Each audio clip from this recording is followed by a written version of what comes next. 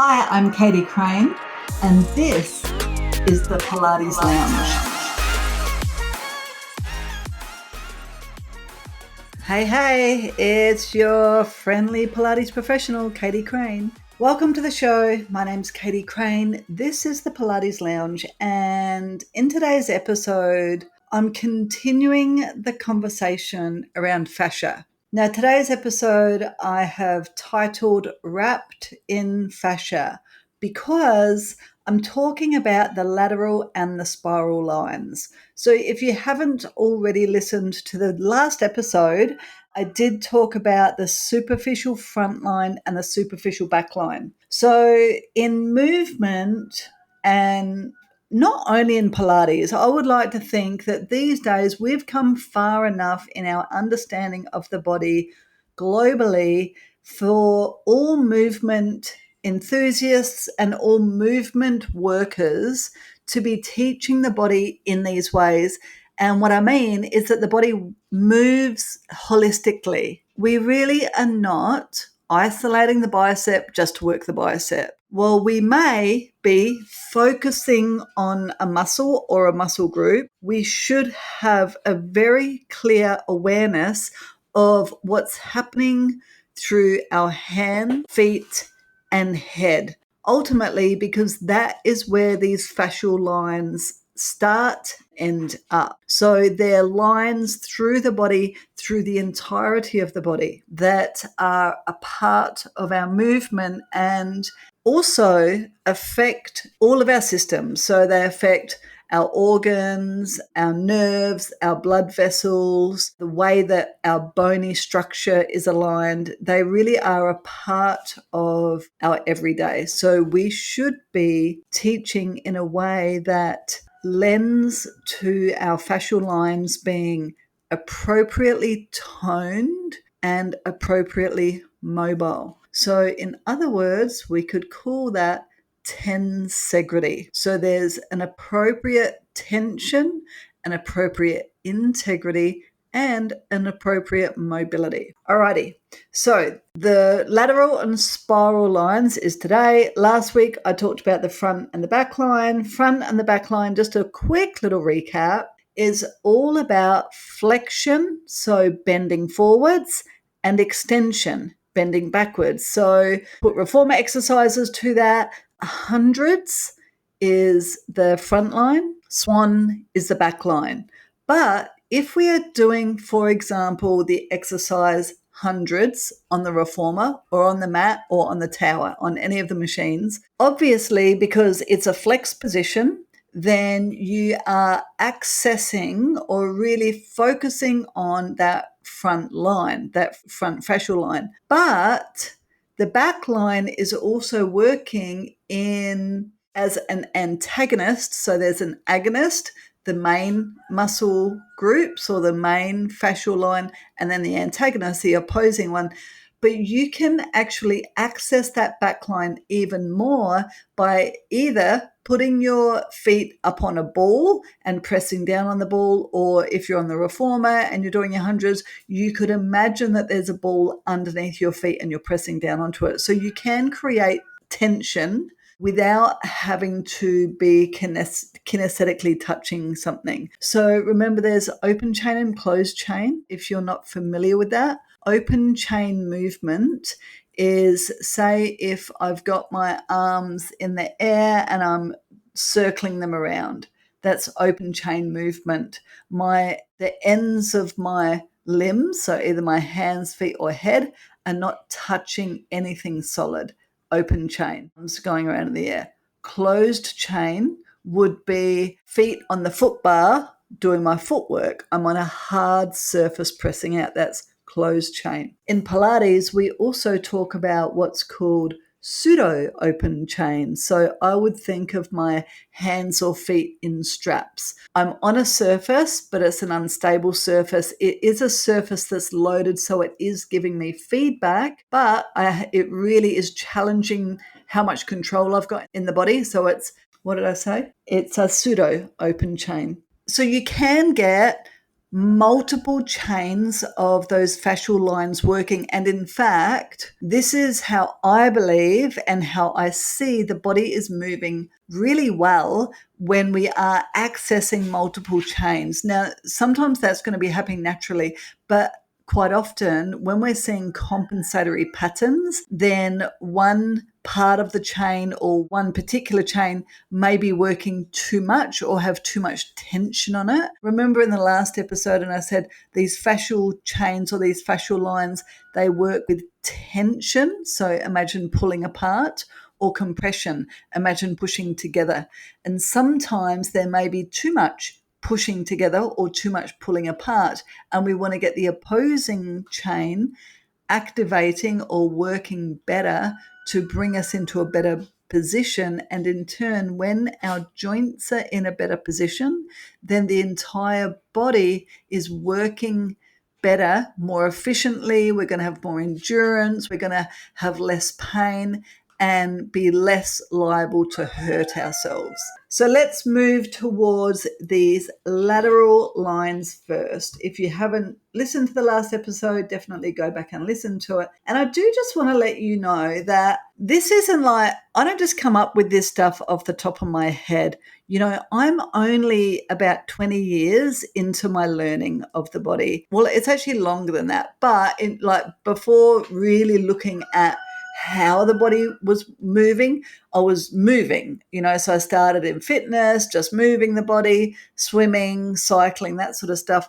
I wasn't really understanding the biomechanics of the body. So I'm only about 20 years into my study of the body biomechanically. And to present these podcasts to you, well, I have a really good understanding when I'm working with the body, when I'm looking at the body. Like, I do a lot of reading to be able to then share this information with you, because I need to read it again and again and then look at it in the body doing the work to really be able to use, I guess, language that is appropriate for my audience, but also like not to let you fall asleep, because I don't want you to feel like you're sitting in a lecture either.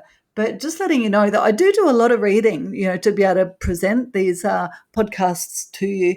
And there are some fantastic articles on the internet, and I really encourage all of us to be lifelong learners. But also, I encourage you, no matter where you are in your understanding of the body, if you're a Pilates professional, start to share what you know, because it's so valuable having a lot of different perspectives out there in the world, and us all being able to share our perspective. Ultimately, that's how we learn. And as we learn more, as we grasp some of these really complex topics, then we are then able to share that information really easily, or much easier, with our clients. Alrighty. So the lateral in movement in the body, lateral, Lateral, is the side. So lateral movement in a Pilates class is going to be anything side lying. So maybe you're doing the star, is a side lying or a lateral exercise. You could be doing skater on the reformer, standing on the footpad on one side, standing on the carriage with the other foot and pushing the carriage out and pulling it back in. That's lateral movement. Mermaid without rotation is lateral movement. So if you are moving to the side and imagining that there's a pane of glass right in front of your whole body without touching the body, and a pane of glass right at the back of your body without touching your body, and you move between those two panes of glass, that's lateral movement. So this fascial train refers to the chain of muscles, the joints and the ligaments that go up the side of the body to help us move side to side. But ultimately, they also help us move what's called sagittally. So we are forward movers. that is really the way that our body is designed, is to move forwards. So that's where that's moving in a sagittal plane, is looking forwards, moving forwards. So these lateral lines, they actually help with the stability. So sometimes if some of the lateral line is a little bit weak or a little bit tight, a little bit too compressed or a little bit too stressed, then it can pull you partly side to side and create tension through the side of the body, which then could also create tension into the organs if you really thought about it. All right, so let's start at the very bottom and work our way up, which is the same as what we did with the other lines. Now, the side lateral line, it comes from the lower leg. So we're looking at the fibularis or peroneus, longus and brevis. If you've never heard of them, those lateral lines actually just come near the arch of the foot and come out on the outside malleolus. So if you were to pop your fingers on the little bony round bit just at the very base of your ankle, that's your outside malleolus, that's your lateral malleolus, then that's where that lateral line comes, and it comes all the way up the side of the leg there to the edge of the knee, to the side edge of the knee, or the fibia. So I think of tibia and fibia are the two low bone muscles. I remember fibia because it's the finer of the two. My anatomy friend told me that. My anesthetologist friend told me that. So that smaller bone on the side. Now that also comes up, once it comes through that peroneus, then it actually merges into the ITT, the iliotibial tract, or the ITB, iliotibial band. Quite often people, like clients who you work with in studio, will point to the side of their leg from the hip down towards the knee, normally somewhere from the top to the middle of that side leg, and they'll say, I'm really tight in there. And they think that it's a muscle. It's not a muscle. It's a big bit of fascia. But that big bit of fascia is a very, very important part of the body. It does connect muscle. So it actually becomes the tensor facet latae, not a cup of coffee, a muscle, TFL. And that big band of fascia, it's massive because it joins the front of the legs, the quads, and the back of the legs, the hamstrings, and it helps wrap those muscles around the legs, but it also helps keep the bone of the leg, so the greater trochanter, which is at the very top of the biggest bone of the leg. It's the top of that bone that is a massive big ball that sits in your hip, which is a socket. It keeps that ball and socket in place.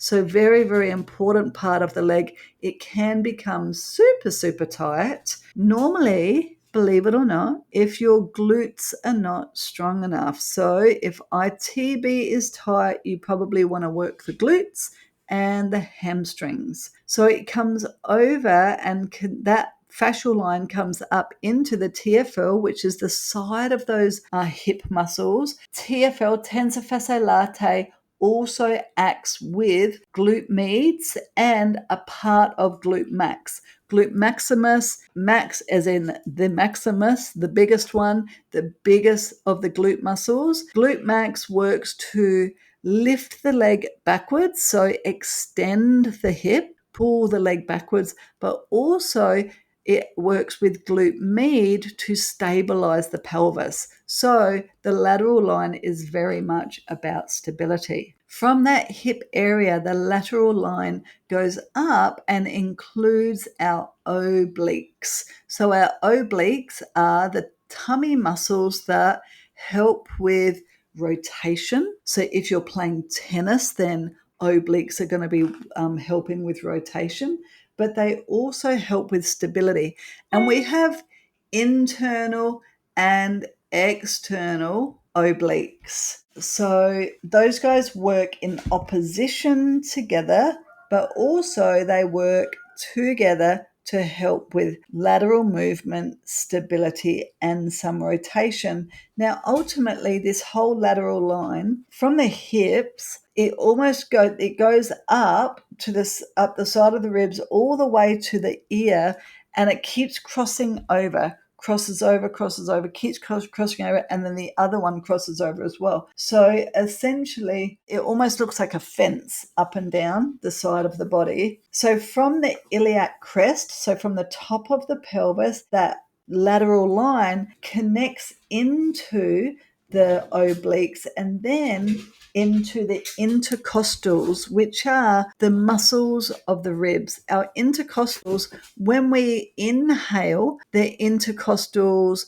open up the rib cage to allow for space in the rib cage so that the diaphragm can descend in the body and the lungs can expand. And as you breathe out, the intercostals are going to concentrically contract to help the diaphragm move back up into the rib cage and push air out of the lungs. So those intercostal muscles are the muscles that are between each of the ribs. Now, as we continue to come up to the neck, so it's like X, X, X, X, X, all the way up the sides of the body. That lateral line also consists of the sternocleidomastoid, so the SCM, which you may remember, so does the back line, is partly a part of that. And also the splenius capitis muscle, which also forms a part of the head as well. So ultimately, those muscles, or that fascial line, comes up on both sides of the body, all the way up until the skull, and partly connects to the very top of the back of the body on the top of the scapula as well. So there's a muscle there called levator scapula.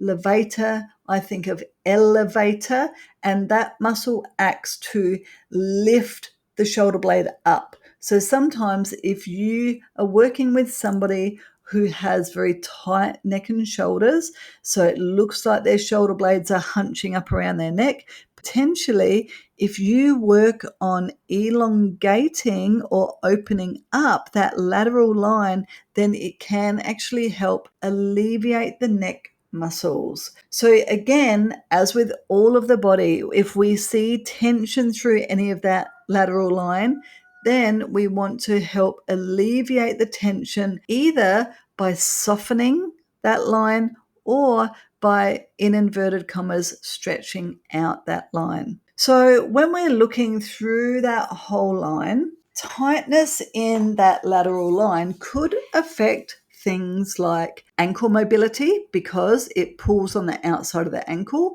So it could really cause somebody to have an altered running stride. So this could be seen as, I say, when somebody's running on the pavement and their foot is pulled outward due to tightness. It's almost called like a whipping foot. So they either on their foot could be from this lateral tightness, ITB issues, so tightness through that IT band, also very common among runners, but quite often that may be from rolling the foot out. And it could also result in knee pain because all of those muscles through the glutes and through the legs act on helping stabilize the knee and track the knee well. So when we come to the trunk, tightness in the sides of the trunk could cause things like a shift in the rib cage. So potentially one side of the rib may be pulled down towards the side of the pelvis, and that may impact on breathing or even possibly limit the person to be able to perform side bends well. So if you're doing something like, say, side kneeling arms on the reformer, so think of the exercise, rotator cuff exercise, where you're pulling the arm out to the side, or even pushing the arm up towards the ceiling, the reach exercise. Or remember the exercise when you reach up to the ceiling, take the arm overhead and pop the other hand down onto the headrest. I forget what the exercise is called,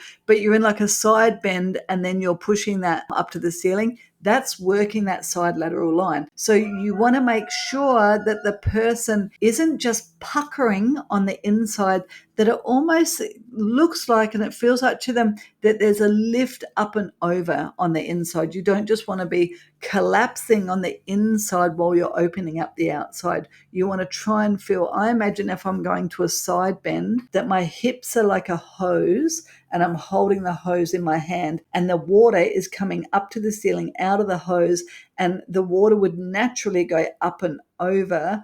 That's what I'm trying to get in a side bend as well. So I'm not just collapsing on a corner. Tightness through the head and neck. So tightness through that side head can actually lead to issues with shoulder restriction, head stability, or it can even push the head forwards. So say if you're sitting for long periods at a desk or computer, or you've got a job where you're looking down, if you're a vet, a nurse, a dentist, if you're a mother or a father with young children, you're looking down a lot, then that can actually cause this forward head posture, which really can be alleviated by opening out that whole lateral line. So you could do things both on the machines to help with that, but also you could be sending people home to do things like their side over mermaid, or even I send people home to stretch holding onto the edge of a door to help open up that lateral line. Really, really important. And if you're going to do that, like holding onto the edges of a door, so say my top arm is overhead, holding onto that outside of the door frame, my bottom hand is right about where my hip is. I like to take my outside foot and cross it behind my inside heel to get the entirety of that lateral line. There's plenty of things that you can do to stretch it out. If you're thinking of working with pregnancy, or if you are pregnant, imagine what's happening to the body as the body starts to change shape.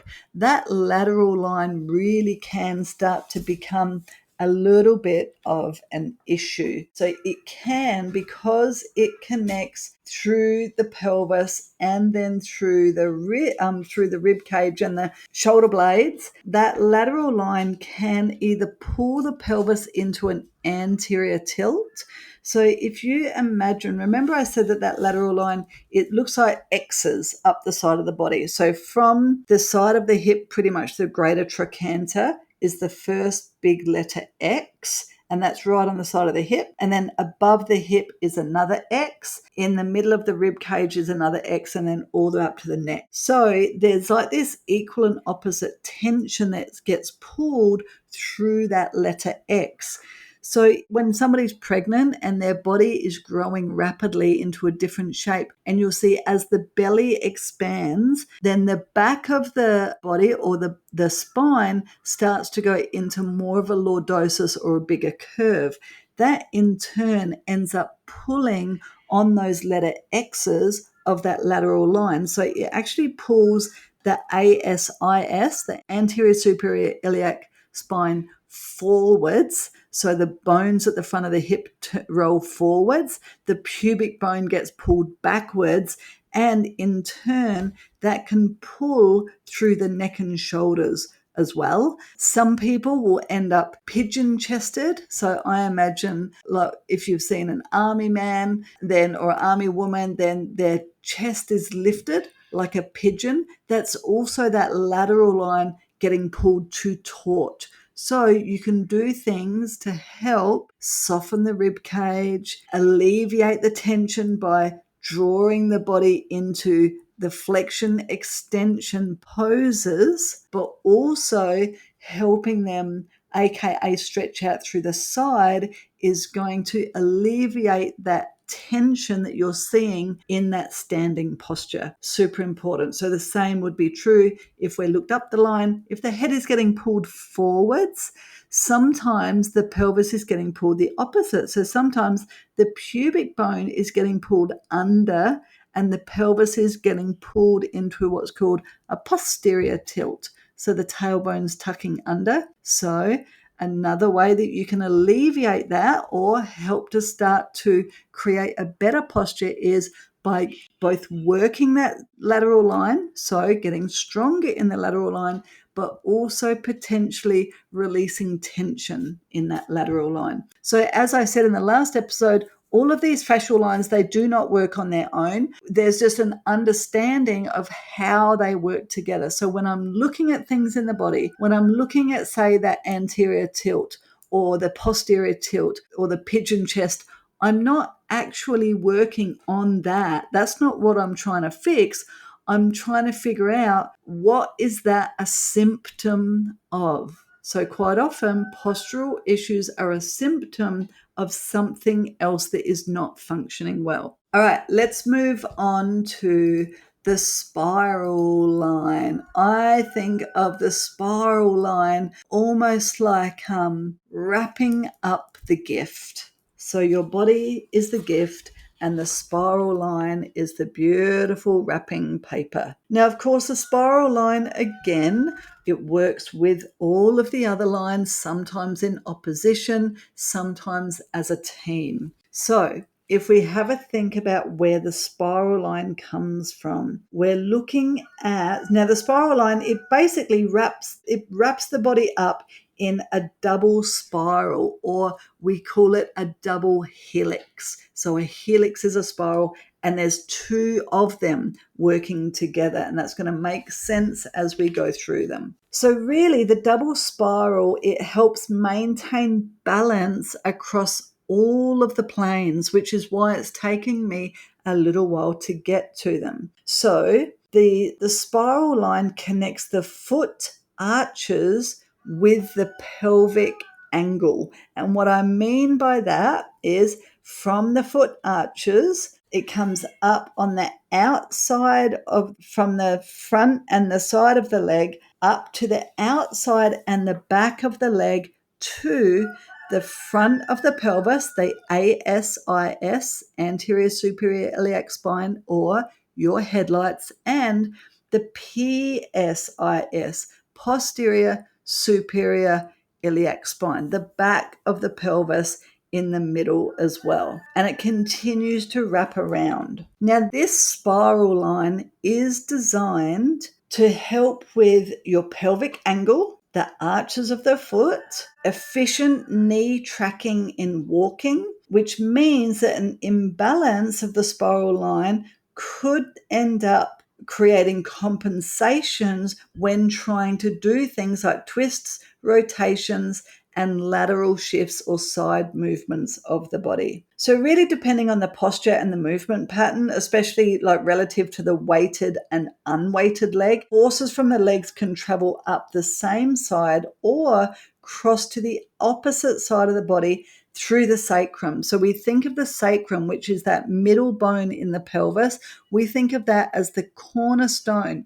That is the middle of all of your forces. All of your forces go through the pelvis when we're bipedal, when we're standing on 2 feet, but also if you're single-legged, standing on one leg, all of your force is still coming through that, and that is a part of that spiral line. So the spiral line will often participate with the lateral line, the front line, the back line, and also the arm lines, which we have not gotten to the arm lines yet. But ultimately, the spiral line is to create spirals and rotations in the body, and eccentric. So eccentric is lengthening, and isometric contraction to steady the trunk and leg to keep it from folding into rotational collapse. So strong spiral line is going to keep you strong and upright, but it's also going to give you a lot of strength in things like playing tennis, running, playing any ball sports, swimming,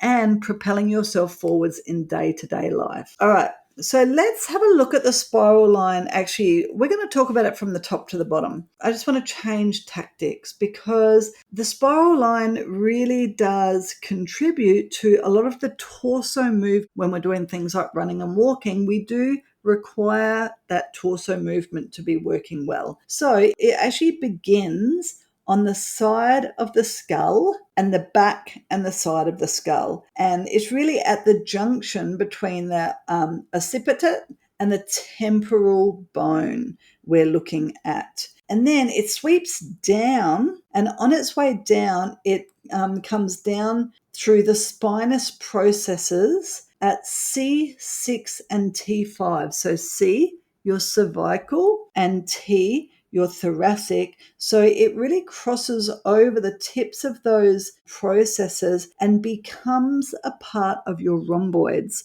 So if you were to bring your shoulder blades together, that's your rhomboids. In opposition to the rhomboids are muscles called your serratus anterior. So rhomboids pull the shoulder blades together and serratus anterior pull the shoulder blades apart, and they work together to keep your shoulder blades in good alignment on against your rib cage, because your shoulder blades are not connected to your ribs by any other bone. They slide along your rib cage because of the muscle and the fascia surrounding them. So once that fascial line comes past your rhomboids and your serratus anterior, then it comes down to the ribs just on the edges of the erectors. So your erector spinae, that's also part of that superficial back line, and they act on extension of the spine. So we really cannot have any rotation in movement unless we have a little bit of flexion and a little bit of opposing extension. That's partly how rotation happens. Rotation is really a three-dimensional movement. It's not just rotating on a cork, because all of our makeup, all of our matrix is really omnidirectional. So as we flex, we also rotate.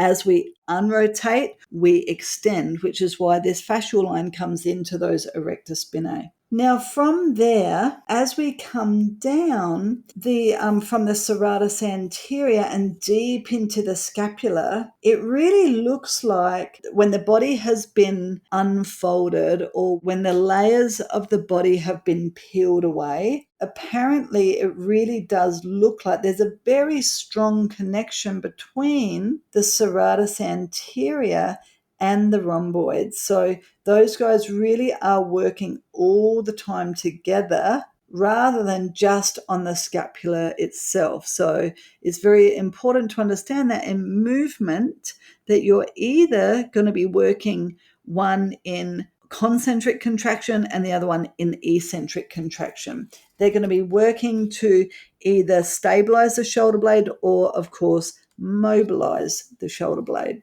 So then from serratus anterior, of course, we continue to wrap around the body into the external oblique through the lateral ribs. So through the outside of the ribs, into the obliques, into the abdominal aponeurosis and linea alba. Now, the linea alba is, if you have ever been pregnant or worked with a pregnant woman, and if you drew a line from the sternum, from the breastbone down towards the belly button, quite often once a woman comes back from pregnancy, then she'll realize that there's a big space in there. She can now put her fingers in there. That's because the linea alba, the fascia in that area, has split open. It's super common. It pretty much happens to everyone when there's this force of nature growing within you, but that this spiral line crosses over from the ribs down towards the hips, around about the belly button. So it actually brings that aponeurosis together, or the linea alba together.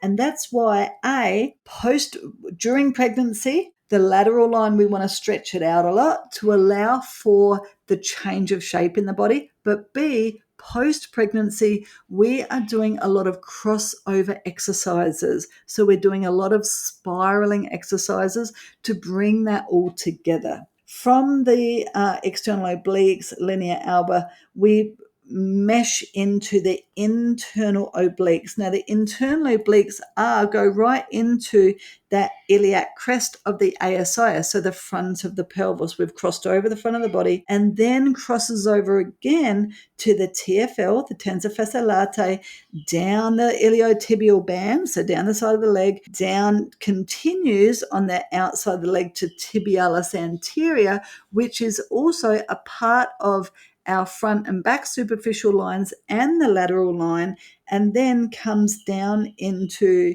the head of the fibula and then all the way along through the metatarsal base of the first toe.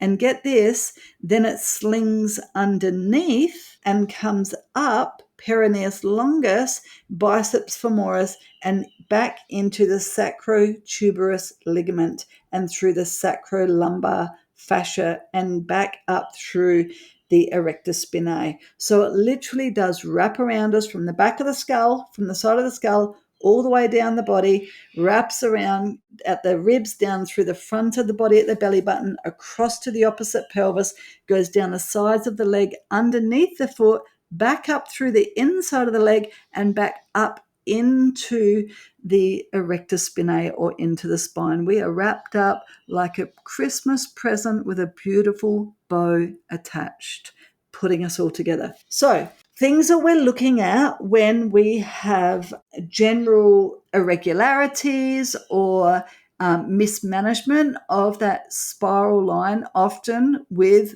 the lateral line or the front and back line, is maybe, say, if you put your fingertips on your left rib cage down the bottom, maybe that left rib is getting pulled towards the right hip. So there's what's called a puckering of those muscles.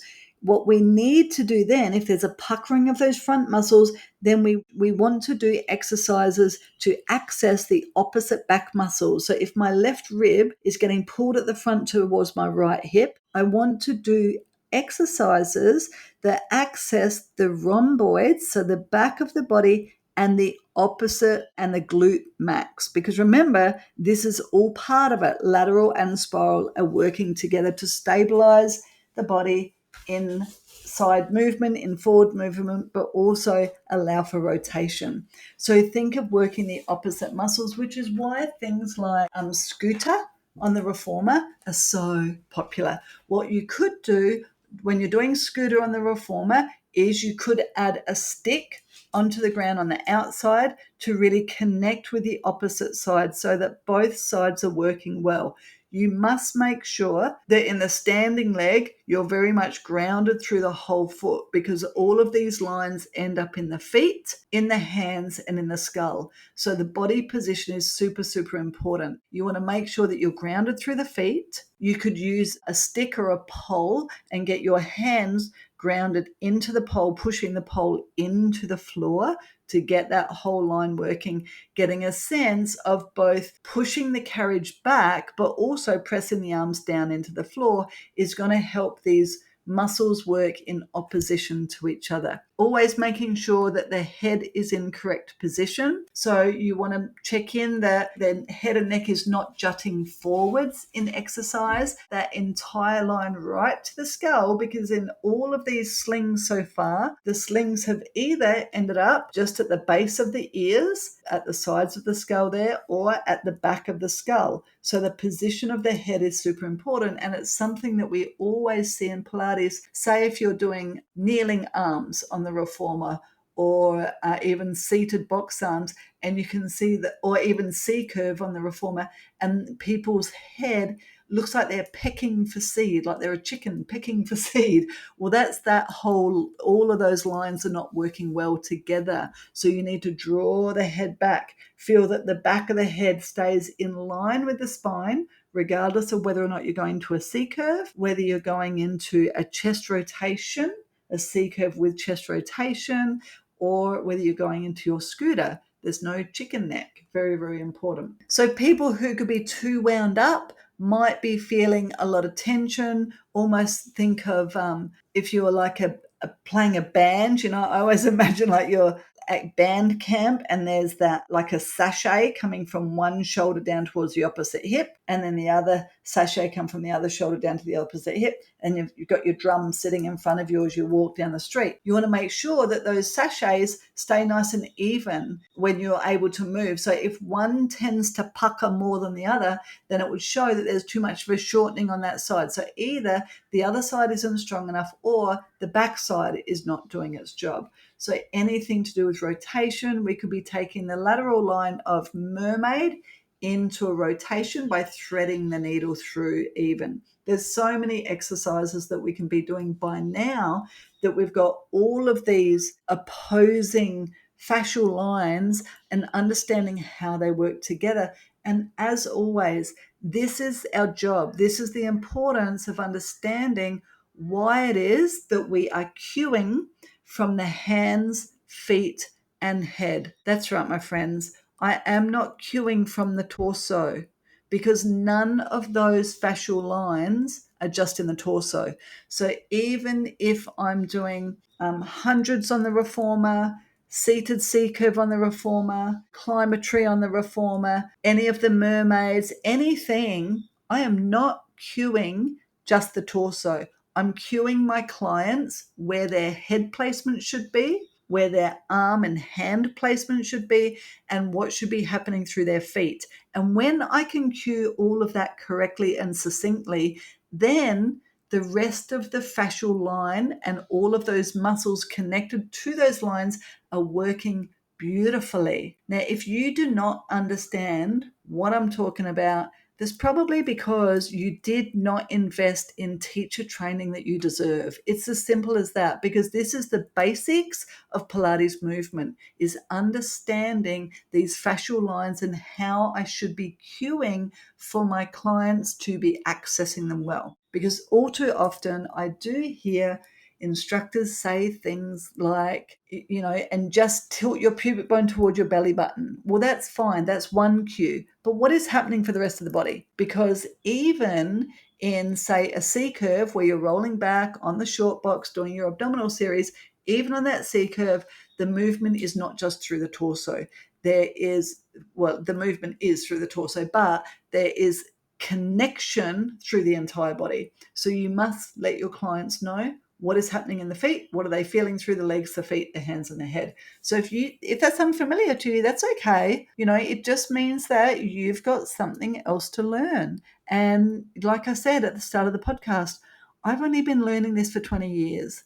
And every single day, I learn something new, normally from working with a client or from doing some research, from reading a blog, or from listening to a podcast. Becoming a Pilates instructor and being a Pilates instructor, whether you're working 2 hours a week or 20 hours a week, 40 hours a week, it's a lifelong learning pathway. And this is something that I really want you to take into consideration. If you don't understand it, come and work with me. If you want to understand it more, come and work with me. If you are loving delving into it deeper, guess what? Come and work with me. We have got courses all over Australia for your initial reformer certification. We also do have a bridging course, which means that if you are already reformer certified and you want to know more within reformer, then you can get some of the work that you've already done for your certificate that you've got so far, and you can do a bridging course with us that will take you this little bit deeper. Because did you know that this podcast is a part of our students' resources? So part of the reason the podcast is here is so that my students can come here and listen to me speak on topics that we work with together face-to-face and online in our classroom, because everybody learns differently. I love to do a podcast on something, a video on something, a face-to-face on something, some writing on something, homework on something, and then it gives all students an opportunity to find the best way that they learn and make sure that they're understanding it even more. Like I said, this is a lifelong pathway of learning so that we can serve our community better. Now, that's all I've got today for you, my friends. Goodness me, I didn't even take up the hour. It's amazing. But I've still got more to go with these fascial lines. So if you haven't listened to last week's, listen to last week's. That starts to put all of this together. Now we've wrapped you up in the beautiful gift of a body you are. And next week, coming to you every Wednesday on the Pilates Lounge, I will be touching on the next one of the fascial lines. If you have not yet joined us in the Pilates Muse, it is our fortnightly publication that marries with the podcast, and it gives you some more in-depth knowledge of exactly the topics that I'm speaking to you about here. I can't wait to sit down with you next week. while you enjoy this journey with me. Thank you so much for joining me. My name is Katie Crane. I am the Pilates professional, and this is the Pilates Lounge. Have a beautiful week, my friends. Goodbye.